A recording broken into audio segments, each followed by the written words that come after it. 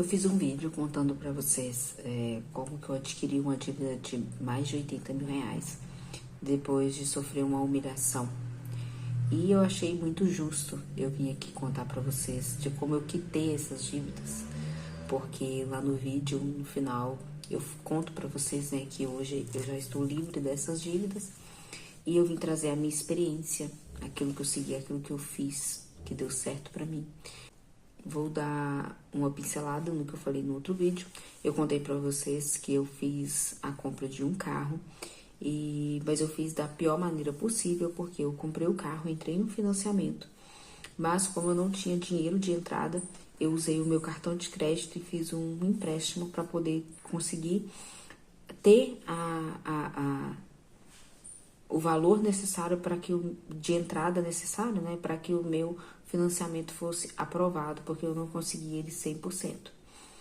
E então, foi aí que depois eu me deparei com a triste realidade, né, que eu não conseguiria arcar com a conta do cartão de crédito, com o boleto do empréstimo, com o boleto do financiamento, e fora todos os outros gastos, né, como combustível, IPVA, manutenção, licenciamento, né. E foi quando eu me perdi e entrei num buraco sem fim de dívidas. E eu tive que encarar uma triste realidade, que eu pensei, bom, eu comprei esse carro, se eu não pagar ele, eu vou ter busca e apreensão e vou perder esse carro. E justamente era o que eu não queria. Então eu pensei, eu vou deixar de pagar o empréstimo e o cartão e vou dar continuidade com o carro e depois mais pra frente eu vejo o que eu faço. Gente, eu entrei numa espiral, assim, de ansiedade, tristeza, de tormento, porque eu só ficava pensando naquilo. Como que eu vou quitar essas dívidas? Estava realmente me tirando o sono. Eu nunca tinha entrado numa dívida dessa. E eu fiquei, meu Deus, me ajude. E o tempo foi passando, gente, mas não teve jeito. Eu pensei, eu preciso de regularizar a minha situação, porque o jeito que tá, não dá. E eu sempre tive em mente de que eu não quero ficar devendo o banco, né? Eu vou quitar essa dívida e eu vou me organizar para isso. E aí eu pensei, bom, eu preciso de bolar um plano. Então, a primeira coisa que eu fiz foi olhar todas as minhas dívidas. Eu olhei, né, o empréstimo, o cartão, o financiamento do carro tava ok. Pensei, bom, então vamos lá, vamos ver o que eu posso fazer. Então, eu pensei, o meu salário não tá dando para poder pagar isso tudo. Então, eu vou ter que fazer alguma coisa diferente. E comecei a bolar um plano. Pensei, bom, se eu pagar o cartão de crédito, o que vai acontecer? Se surgir uma emergência, eu vou usar o limite. Então, eu vou estar apagando o incêndio com combustível, né? Que eu vou estar só colocando mais fogo, porque os imprevistos acontecem, gente. Não tem como a gente prever isso, não tem como a gente parar, barrar isso. Então, não tem o que fazer. Então, eu pensei, bom, o primo pobre fala que é bom ter 3 mil reais de reserva de emergência. Mas como 3 mil reais para mim é um valor distante, então eu vou montar pelo menos a metade. A metade de 3 mil, então eu vou fazer uma reserva de 1.500 reais. Pensei, tá, como que eu vou fazer? Então eu vou contar um pouquinho da minha realidade para vocês. Eu faço faxina, né? E nessa época eu fazia faxina de segunda a sexta. Então eu pensei assim, bom, então eu vou arrumar uma renda extra para me fazer aos finais de semana, que é o que me sobra, né? E aí eu pensei, esse carro tá me trazendo, né, assim, várias coisas do que aconteceu na minha vida foi através desse carro. Então esse carro vai me trazer algum benefício. Então, como eu já tinha a minha carteira definitiva de motorista, eu comecei a fazer Uber. Aí começou a entrar um dinheiro. E todo esse dinheiro que entrava era na reserva. Mas, gente, assim, era um dinheiro, assim, bem pouquinho, por conta do quê? Eu só rodava aos fins de semana. E era bem limitado, porque nessa época eu tava com um bebê que tinha acabado de nascer. Então, ele precisava de mim pra tudo, né? O pai dele, o meu marido, ficava com ele, mas ainda assim, né, gente? Uma pessoa só pra olhar um bebê é muito difícil. E ele também trabalha, né? A pessoa também precisa descansar e o filho também quer ficar com a mãe, porque ele já ficava na creche, enfim. E aí eu pensei, não, esse trabalho aqui não tá dando, eu vou ter que fazer uma outra coisa. E eu tava tendo bastante gastos também, porque quando você roda no Uber, não é só o lucro, você tem muitos gastos. E eu também comecei a ver que eu não estava fazendo, talvez da forma certa, né, que tava, não tive prejuízo, mas também assim, não tive muitos lucros, né, era bem pouquinho mesmo. E eu pensei, bom, isso aqui não tá dando. E foi quando eu sempre soube fazer artesanato, né? Eu aprendi desde nova, eu sempre gostei dessa área. Então tem até aqui uns vídeos no canal e eu comecei a vender os meus chinelos de novo. Fazia chinelo decorado com pérolas, vendia aqui na minha região, vendi, abri loja na Shopee, vendia lá, vendia minhas tramas de pérolas. E assim, gente, todo o dinheirinho que entrava eu colocava lá na minha reserva para chegar a esses R$ 1.500. E depois eu pensei, bom, só o dinheiro aqui do meu artesanato não vai dar, porque é um lucro assim bem pouquinho, sabe? E as coisas que eu vendia tava até um pouquinho abaixo para poder entrar esse dinheiro mais fácil. E eu pensei, bom, vou arrumar um serviço de final de semana. E aí eu comecei a trabalhar de atendente numa lanchonete, depois eu trabalhei em outra lanchonete, depois eu arrumei um freelancer numa sorveteria onde eu fiquei bastante tempo, né? E aí eu trabalhava sábado e domingo. E eu folgava um domingo no mês. Era assim, gente, trabalho, trabalho. Meu nome era trabalho, tá? Meu nome era trabalho e o sobrenome era freelancer, porque, olha, trabalhei muito. Foi 1 ano e meio de ano de cão, tá? Pra poder quitar dívidas e formar uma pequena reserva de emergência e não foi fácil.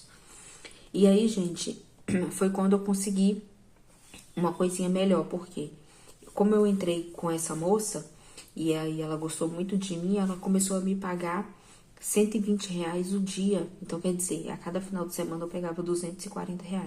E aí foi quando eu consegui fazer a minha reserva de emergência. E aí eu pensei, bom, o que eu vou fazer agora? Eu vou juntar mais um valor e aí eu vou dar de entrada, vou escolher o cartão de crédito ou empréstimo para poder pagar, vou dar entrada e é isso. E aí foi isso que eu fiz, gente. Eu juntei, se não me engano, foi R$ 500. Fui lá no aplicativo da Nubank, lá na minha área do cartão de crédito, fiz a renegociação.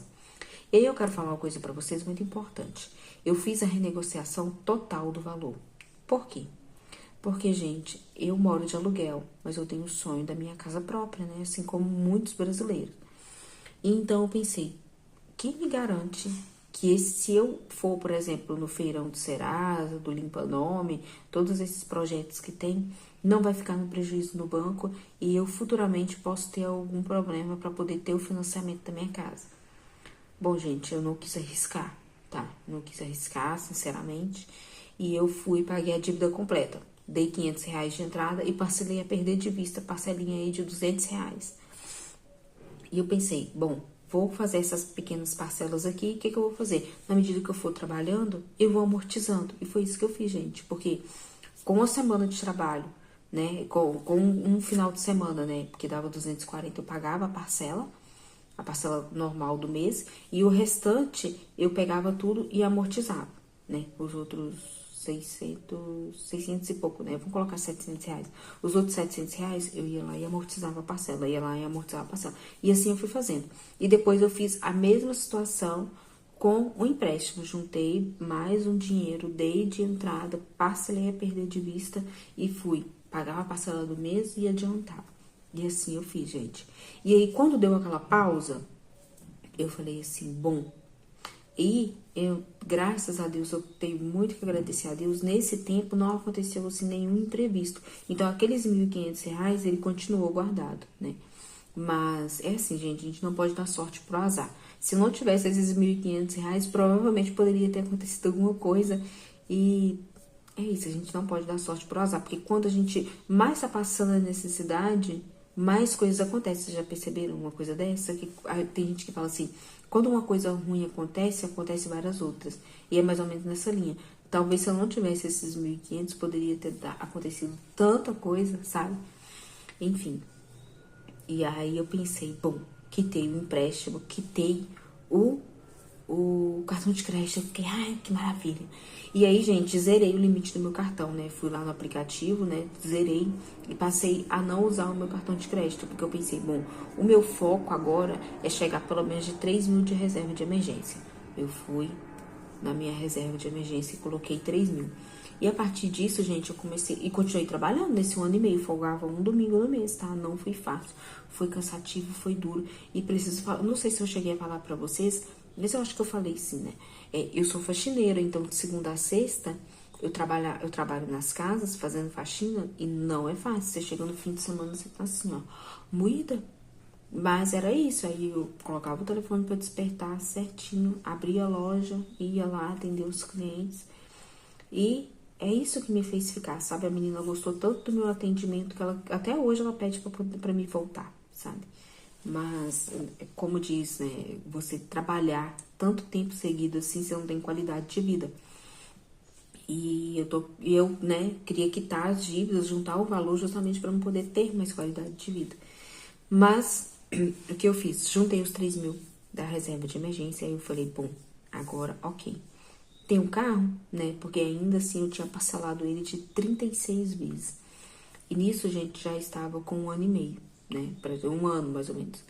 E aí, nesse outro ano, nesse meio ano, nesse mais meio ano, eu comecei, gente, a trabalhar, a perder de vista também.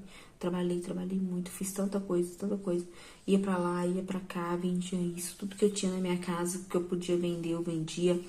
Eu mudei de casa para poder abaixar do meu aluguel, né? Eu moro aqui em São Paulo, então aqui as coisas são muito caras, então eu saí de um aluguel de 2.300 para ir para um de 1.400, então já foi uma linda economia. Então, gente, eu comecei a guardar todo esse dinheiro, e foi quando eu ia amortizando as parcelas, tá? Chegou um momento em que eu peguei e consegui juntar, gente, os meus primeiros 10 mil reais.